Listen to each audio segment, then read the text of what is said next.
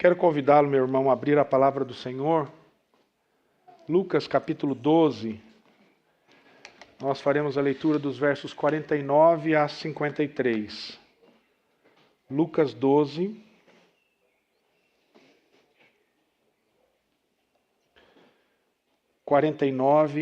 a 53.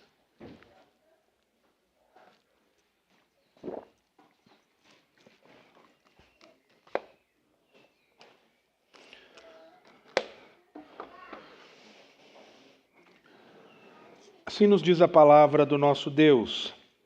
Lucas, capítulo 12, verso 49, lerei até o verso 53. Eu vim para lançar fogo sobre a terra, e bem quisera que já estivesse a arder. Tenho, porém, um batismo com o qual hei de ser batizado. E quanto me angustio até que o mesmo se realize. Supondes que eu vim para dar paz à terra? Não, eu vos afirmo, antes divisão. Porque daqui em diante estarão 5 divididos numa casa, 3 contra 2 e 2 contra 3. Estarão divididos, pai contra filho, filho contra pai, mãe contra filha, filha contra mãe, sogra contra nora e nora contra sogra. Senhor, nós queremos nos colocar mais uma vez na Tua presença, Pai. E agora nós vamos ouvir a Tua voz. E o desejo do meu coração, Pai, é que o Senhor nos direcione, nos fale e que a Tua palavra nos purifique. Tire de nós tudo aquilo que nos afasta do Senhor neste momento e que o Espírito Santo nos faça compreender a Tua palavra. E quanto a mim, que as palavras dos meus lábios, o meditar do meu coração sejam agradáveis na Tua presença, meu Senhor, minha rocha, meu Redentor, amado da minha alma, em nome de Jesus. Amém.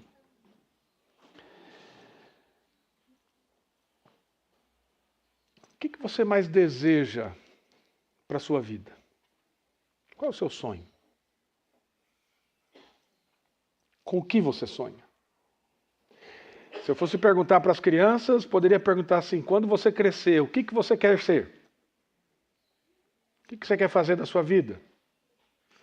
Você que já cresceu, seus sonhos já se realizaram? Ou você está atrás do seu sonho? Interessante, porque quando nós começamos a pensar nessa realidade, especialmente naquele momento da juventude, quando você está ali para escolher a sua profissão, você, via de regra, quer algo que lhe dê satisfação, prazer naquilo que você faz e que traga benefícios disso. Que tipos de benefício?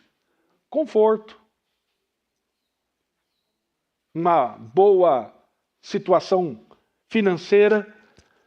E às vezes os pais ficam angustiados com a escolha dos filhos, porque falam assim: rapaz, essa profissão, misericórdia. Isso aí não vai trazer futuro para você, não. Aí o filho chega e diz assim: quero ser professor. Você fala: não, professor não, vai ser médico. Vai ser alguma coisa que traga um retorno que vai te dar conforto. E por que isso?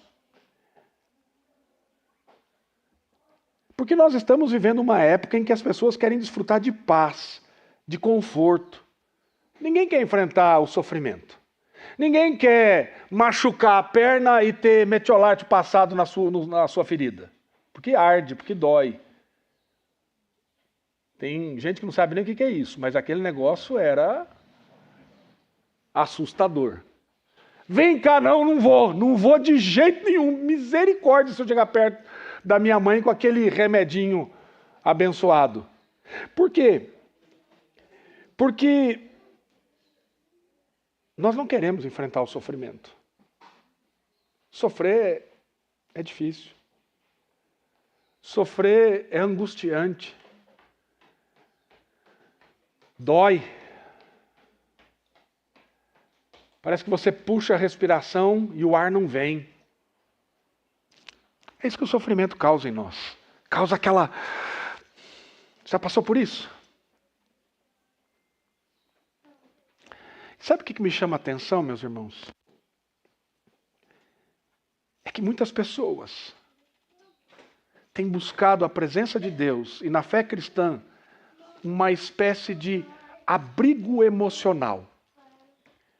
Ontem eu estava assistindo um programa, um documentário sobre um jogador de futebol que joga na seleção brasileira que passou por um momento difícil, de angústia. E eu fiquei curioso com aquilo. E eu fui assistir tudo aquilo lá. Passou por um momento de depressão, e aí começam a se falar sobre essa saúde emocional e essas questões. Agora tem até aí, eu sei porque minha esposa tem estudado sobre isso, uma normatização sobre a saúde emocional no ambiente de trabalho. E nunca se falou tanto nisso como nos nossos dias. Eu me recordo que há 25 anos atrás, eu estava no Instituto Bíblico, um professor dando aula, ele falou assim, a profissão do século, nós teremos duas profissões. E ele disse que seria as pessoas que trabalham na área de informática e na área de cuidado de saúde mental. E lá ele disse psicologia. E parece que de fato isso é real. 25 anos depois, eu percebo que as pessoas têm dificuldade porque elas querem serem acolhidas, querem ser abraçadas, cuidadas, querem conforto, não querem sofrimento. E muitas pessoas têm vindo à igreja em busca disso. E querem um Jesus que acolha, que o compreenda, que o console. E deixa eu dizer uma coisa para você. Jesus de fato é isso tudo. Jesus ele te compreende, ele te acolhe e ele te consola. Por quê? Porque ele é o bom pastor. E o bom pastor, ele dá a vida pelas ovelhas, ele recolhe as suas ovelhas. Ele é o médico que cura aqueles que estão quebrados de coração. Deus é o Pai amoroso que nos adota em Cristo. Mas tem um detalhe. Ao mesmo tempo que nós olhamos para Jesus dessa forma, os evangelhos nos mostram que ele não veio apenas para trazer conforto. Mas ele veio para fazer uma coisa que, via de regra, eu e você não gostamos. Essa parte do evangelho, pastor, se for necessário, é difícil e eu gostaria de deixar de lado, que é o confronto. Jesus, ele veio sim para cuidar, para consolar, para nos acolher, mas Jesus, ele veio para nos confrontar. Ele não veio apenas para curar feridas, mas ele veio para abrir o peito. Para expor o tumor do pecado. E fazer uma operação de transformação na minha vida e na sua vida. E nesse processo, o confronto ele é inevitável. E o texto que nós acabamos de ler é um dos textos mais duros e ao mesmo tempo mais reveladores da missão de Jesus Cristo nesse mundo. Um texto que mostra que o verdadeiro evangelho não apenas une, mas ele também divide. Ele não apenas consola, mas ele arde como fogo que purifica. Ele não apenas abraça, mas ele também nos separa do mundo. Eu quero convidar você a ouvir aquilo que o Senhor Jesus nos ensina por meio desse texto nessa manhã. O que o próprio Cristo fala sobre a natureza da sua missão.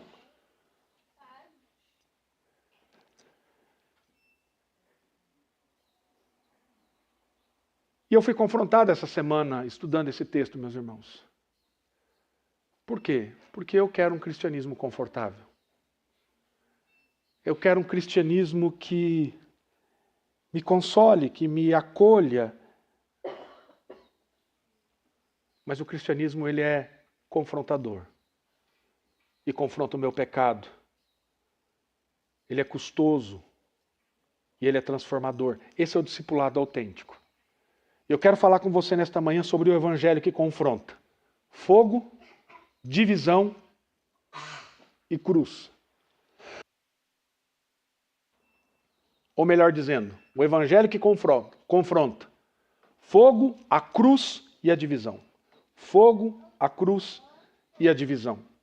E Jesus, agora, como nós vemos, ele vem caminhando desde lá do capítulo 11, ele vem falando sobre várias coisas, ele está no meio de um discurso direcionado principalmente aos seus discípulos, e esse discurso tem como eixo principal a vigilância, o preparo para o reino de Deus. Estarmos atentos, vigilantes, preparados para a hora que o Senhor Jesus voltar. Foi o que nós ouvimos na última mensagem, a do Evangelho de Lucas. E esse discurso mostra e fala sobre os temores, sobre as ansiedades, sobre as prioridades espirituais, sobre a mordomia fiel e o juízo iminente que viria. E há uma tensão escatológica aqui, crescente no capítulo de número 12. E quando nós chegamos nos versos 49 a 53 que nós lemos, esse tom ainda parece aumentar agora. Jesus aumenta o tom, a conversa fica mais séria. E as imagens aqui são fortes. Porque ele fala de fogo, ele fala de batismo e ele fala de divisão. E não há suavidade nas palavras de Jesus aqui. Ele quer que os seus ouvintes, os seus discípulos, compreendam que a chegada do reino de Deus não será tranquila e não é como eles imaginavam. Ao contrário, vai trazer consequências profundas. Consequências pessoais e relacionais. E essa palavra é urgente. E Jesus está a caminho de Jerusalém para o ápice da história da redenção, a sua crucificação. E na crucificação nós vemos o poder de Deus sendo manifestado. Porque como já vimos aqui, eu mencionei isso na última mensagem que expus aqui, no ápice da história da redenção, que é a cruz do Calvário, nós vemos ali a manifestação do poder de Deus vencendo o pecado, a morte e o inferno. Mas Jesus, 100% Deus e 100% homem, ele sente o peso do que está por vir. Ele anuncia aos discípulos que o reino que eles esperam trará dor, trará oposição, trará ruptura. A paz prometida não será a maneira do mundo ou a maneira como nós desejamos, mas através do confronto com o pecado. E a primeira coisa que nós vemos aqui, meus irmãos, é o que o texto claramente nos mostra: o fogo que purifica. Jesus e o juízo inescapável. Vim lançar fogo sobre a terra, e bem quisera que já estivesse aceso. É interessante que esse verbo vir, ele carrega essa intenção messiânica da missão de Jesus, o propósito da missão de Jesus. Ele veio com um propósito determinado pelo Pai. Por que é que Jesus veio ao mundo? Por que é que Jesus se encarnou? Por que é que Jesus habitou entre nós, cheio de graça e de verdade? Com uma finalidade: morrer na cruz do Calvário e ressuscitar ao terceiro dia. Para quê? Para reconciliar a mim e a você com Deus. Então, Jesus ele tem esse propósito, ele vem vencer o pecado, ele vem vencer a morte, ele vem vencer o inferno. Eu vim, diz o texto. E veio para quê? Para lançar. E esse verbo ele é ativo, ele é forte, ele é direto. Jesus não é apenas portador da mensagem, mas ele é o agente da ação divina.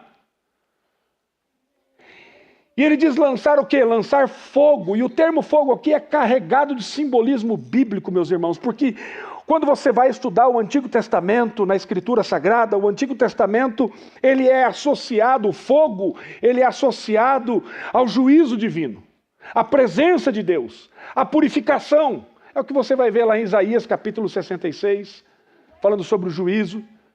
A presença de Deus no meio do povo em Êxodo capítulo 3, verso 2, aquela coluna de fogo. E a purificação, como nós lemos na nossa liturgia em Malaquias capítulo 3. Então, o fogo aqui, ele representa esta ação escatológica que aponta para as últimas coisas. Através do Messias, o julgamento, a purificação. E Jesus então anuncia que a sua vinda trará juízo à terra. E esse juízo não é apenas destrutivo. Porque quando nós pensamos no juízo, quando você pensa na perspectiva de estar à frente de uma situação em que tem que ter um juiz para dar uma sentença, você sempre pensa na punição, na destruição. Mas aqui não, aqui a ideia é de redenção, que esse juízo ele é redentor. E esse fogo aponta para o juízo de Deus contra o pecado, que será realizado na cruz do Calvário. Então o fogo que ele deseja ver aceso é o fogo da verdade que expõe o pecado, que mostra o pecado, que deixa claro o pecado, que queima as impurezas, que separa o joio do trigo. E Jesus ele deseja que o fogo já estivesse aceso, porque ele sabe que a sua obra redentora será completada na cruz. E o que me chama a atenção é que, diferente de nós, ele não teme o sofrimento, mas ele abraça o sofrimento como parte da sua missão. Esse anseio expressa o desejo de Cristo em ver o reino plenamente estabelecido. E a sua declaração mostra a intensidade daquilo que ele estava enfrentando emocionalmente e escatologicamente. E o reino não virá sem confronto. O juízo de Deus começa com a revelação de quem Cristo é. É isso que nós temos que entender. Então esse evangelho, meu amado, é como fogo, que faz o quê? Que queima as impurezas, que revela a verdade, que separa aquilo que é falso daquilo que é verdadeiro. Só que o que me chama a atenção, meus amados, é que muitos querem um Jesus que aquece, que abraça, que traz para perto, mas não um Jesus que queima. Não um Jesus que purifica. Porque o verdadeiro evangelho não é um evangelho de satisfação naquilo que nós queremos e desejamos. O verdadeiro evangelho, ele consome o nosso pecado para nos purificar. Quantos de nós, às vezes, queremos apenas um evangelho que aquece, mas que não queima? Queremos palavras suaves, queremos bênçãos imediatas. Por que que isso está acontecendo comigo? Por quê? Por quê, Senhor? Eu posso desfrutar um pouquinho de conforto. E se você olhar para a realidade desse mundo, se você olhar para aquilo que nós temos, é isso que você vai desejar o tempo todo: conforto, consolo, o abraço. Agora, se você olhar para a cruz, se você olhar para Jesus, se você olhar para a angústia que ele enfrentou, se você olhar para a dor que ele enfrentou, eu tenho certeza que a sua maneira de enxergar a realidade vai mudar.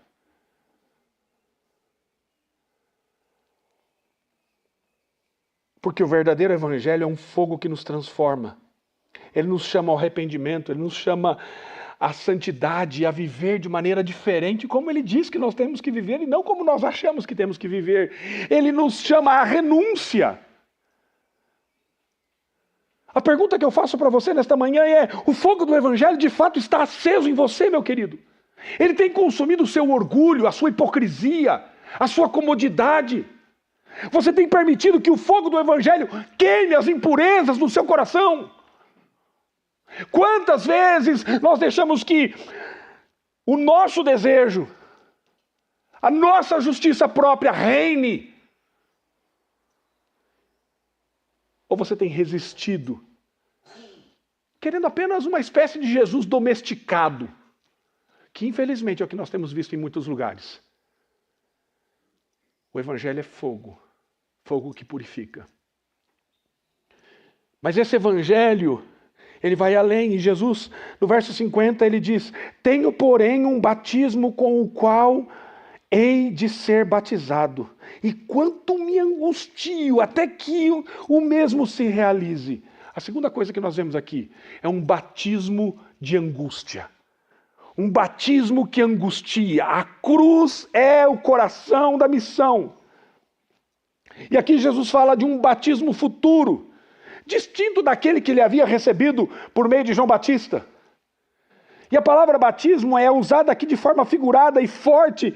A ideia aqui refere-se claramente à sua morte na cruz do Calvário, aquilo que ele iria enfrentar. É isso que Jesus está dizendo aqui. E, queridos, quando Jesus pensa nisso, ele está afundado em um dilúvio de dor, como nós vemos expresso em muitos salmos do Saltério, que falam que nós muitas vezes estamos submersos por ondas. E ele diz aqui que ele se angustia, me angustio, e este verbo, ele carrega o sentido de estar comprimido, oprimido por uma pressão intensa. A ideia aqui do texto é de estar esmagado. Você já esteve esmagado alguma vez? Totalmente quebrado? É como se o peso da cruz já estivesse sobre ele, mesmo antes de ser pregado nela, porque ele sabia o que ia acontecer. Ele sabia para onde ele iria. Jesus sabe que a sua missão culminará na cruz. E a cruz, meu amado, é o lugar onde o fogo do juízo será aceso de forma plena, onde o pecado será condenado e a salvação conquistada de uma vez por todas. E esse batismo de angústia é o ponto central da sua encarnação. Porque na cruz nós vemos a mais forte na cruz nós vemos a mais forte manifestação da onipotência de Deus, do poder de Deus. Muito mais do que em qualquer outro lugar. Porque aqui é o ápice da história da redenção. Porque na cruz o pecado é vencido, a morte é vencida, o inferno é vencido. E agora nós somos livres.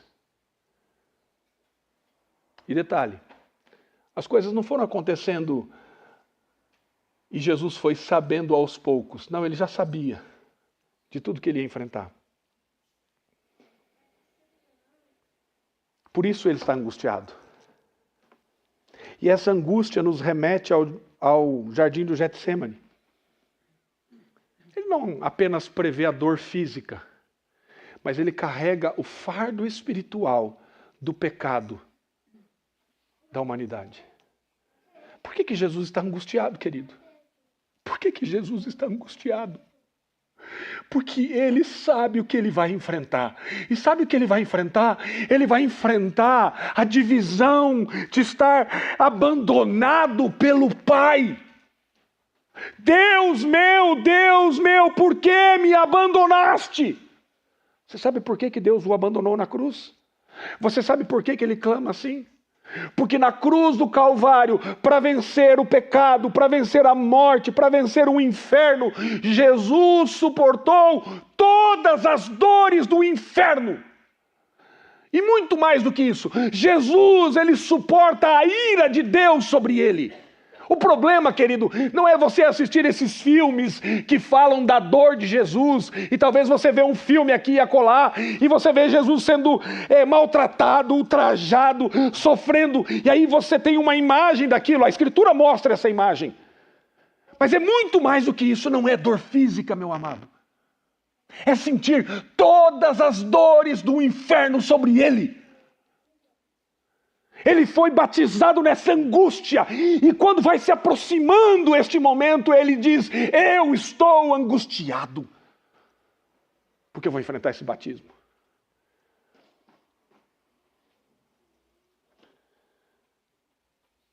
A sua missão exige sofrimento. Mas ele está resoluto em cumprir a sua missão. Por quê? Você já parou para pensar no porquê, querido? Que ele enfrentou a cruz. Por uma razão muito simples. Por amor aos seus eleitos.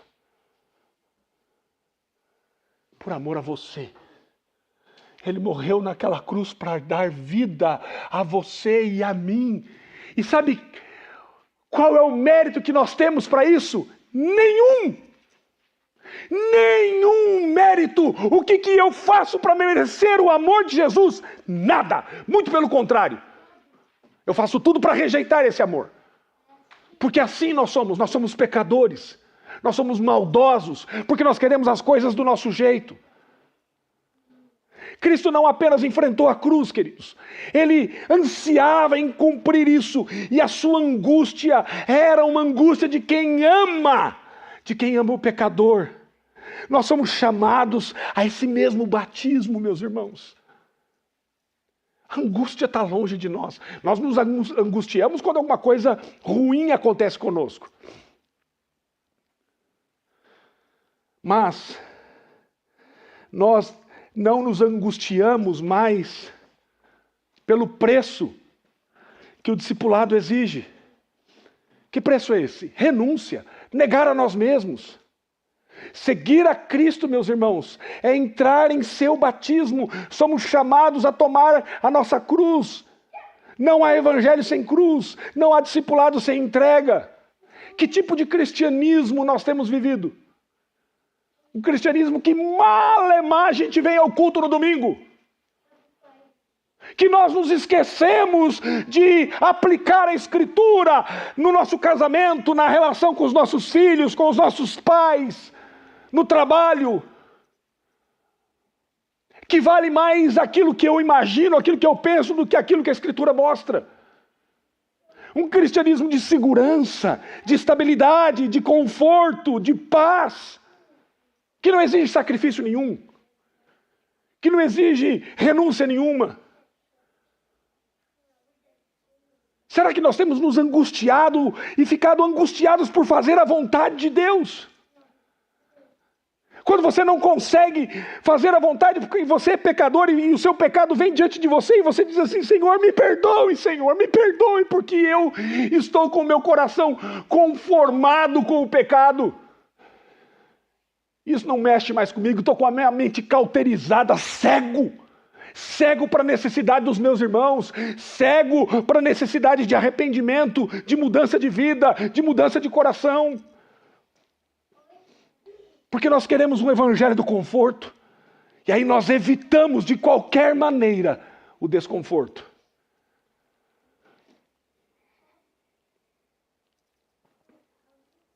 Será que nós temos olhado para o nosso pecado?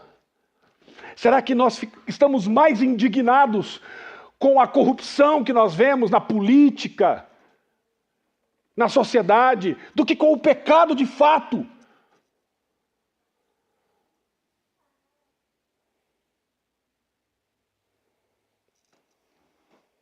Essa é uma coisa que nós temos que refletir, meus irmãos. Porque nós nos incomodamos com tanta coisa, mas nós não nos incomodamos em dobrar o nosso joelho e orarmos diante do Senhor, clamando para que o Senhor seja exaltado e glorificado em meio à corrupção e ao pecado que nós presenciamos o tempo todo. Nós gastamos horas e horas, eu faço isso, meus irmãos. Eu gasto horas e horas me anestesiando, enchendo a minha cabeça de porcaria que não vale nada, e não gasto tempo em oração, clamando para que o juízo de Deus, o fogo consumidor de Deus, venha e transforme a nossa vida, a nossa família, a nossa casa, a nossa igreja, a nossa cidade, o nosso país, a nossa nação.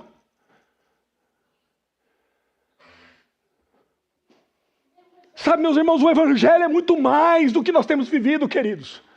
O evangelho é muito mais do que isso. O evangelho é um evangelho que traz transformação. É um evangelho que traz mudança na nossa vida, na maneira como nós enxergamos as coisas. Se você olhar para homens de Deus, no passado, na história, você vai perceber essa dor, essa angústia que Jesus estava enfrentando. Se você olhar para Neemias, Anani chega diante de Neemias e Neemias diz assim: como é que está o povo lá em Jerusalém? Lembra-se que o povo tinha sido levado cativo. E aí então o que Anani faz? Ele conta como é que estavam as coisas. Sabe o que Neemias fez? Vamos fazer uma revolução. Vamos juntar as pessoas.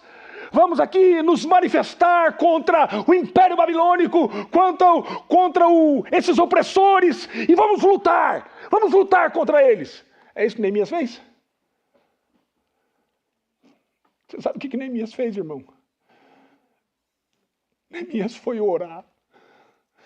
Neemias dobra o seu joelho e ele sente a dor do seu país destruído, arrasado. E ele vai orar, ele vai jejuar, ele vai buscar a presença do Senhor.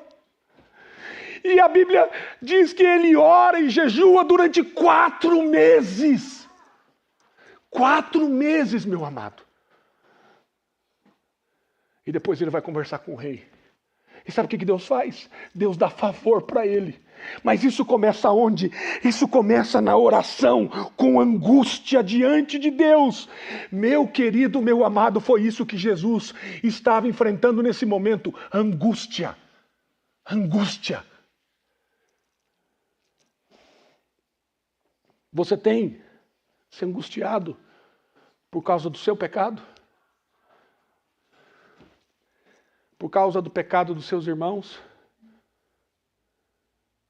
Nós cantamos aqui que Jesus seja o centro desta igreja. Ele é o centro dessa igreja.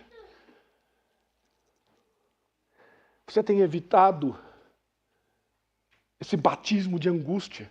Semana passada nós ouvimos histórias lindas e maravilhosas de um missionário que mora no Iraque e coisas miraculosas. Você fala assim, que bênção! E qual é a sua resposta frente àquilo que Deus está fazendo lá no Iraque? Por que ele não pode fazer aqui? Sabe por quê? Porque nós não oramos. Porque nós não buscamos a Deus como devemos buscar. E se nós não movermos o nosso coração nesse sentido, queridos, nós não vamos ser batizados nisso que o Senhor Jesus foi batizado, nesta dor, nesta angústia. Isso tem que mexer com a gente, queridos. Isso tem que mexer com o nosso coração.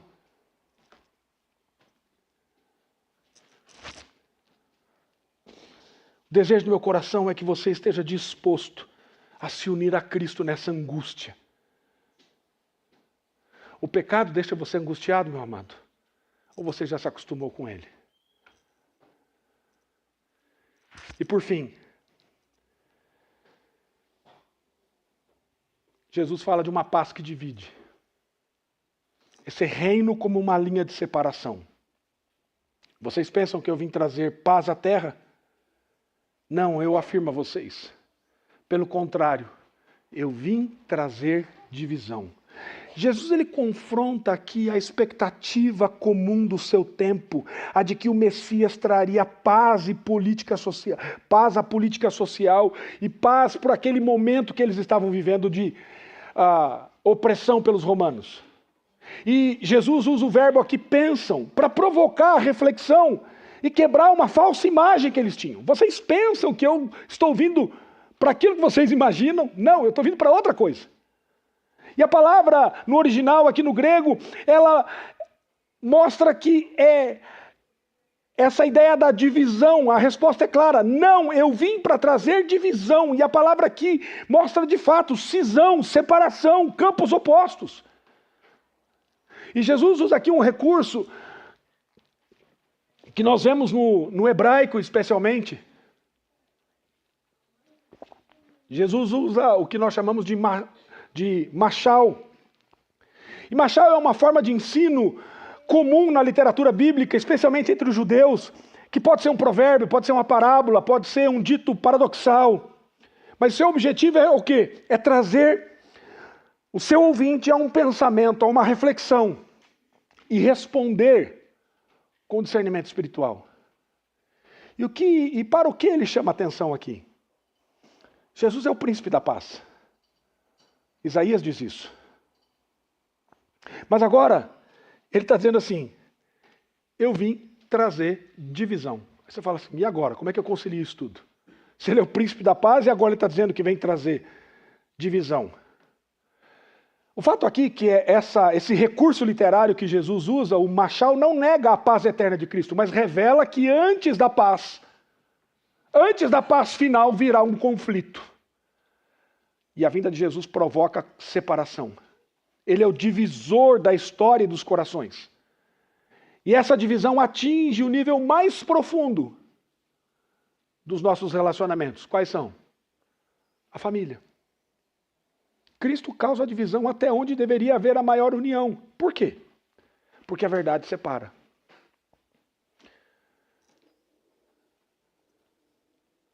Não foi a história que quem estava aqui na semana passada na Escola Bíblica Dominical ouviu sobre aquele homem chamado Daniel, que o reverendo Vladimir compartilhou conosco? Quando ele encontrou e entendeu que Jesus não era apenas um profeta, como dito pelos islâmicos, mas que ele era o Filho de Deus. O que ele quis fazer? Ele quis reunir a sua casa para contar a verdade do Evangelho para os seus. E quando ele reúne a sua casa e começa a falar de quem de fato era Jesus, o que Jesus havia feito, o que Jesus havia realizado, com alegria no seu coração, com amor no seu coração, o que acontece? Herege! Matem-o! E saíram correndo com facas, o seu próprio pai querendo matá-lo. E se você não estava aqui, depois você pergunta para quem estava, para você ver se sabe o final da história. E é miraculosa. Mas é isso que o Evangelho faz. Cristo é um divisor de águas da história humana. Ele não veio para trazer uma paz superficial, mas uma paz que começa com a reconciliação com Deus. E essa reconciliação geralmente gera conflitos com aqueles que rejeitam a verdade.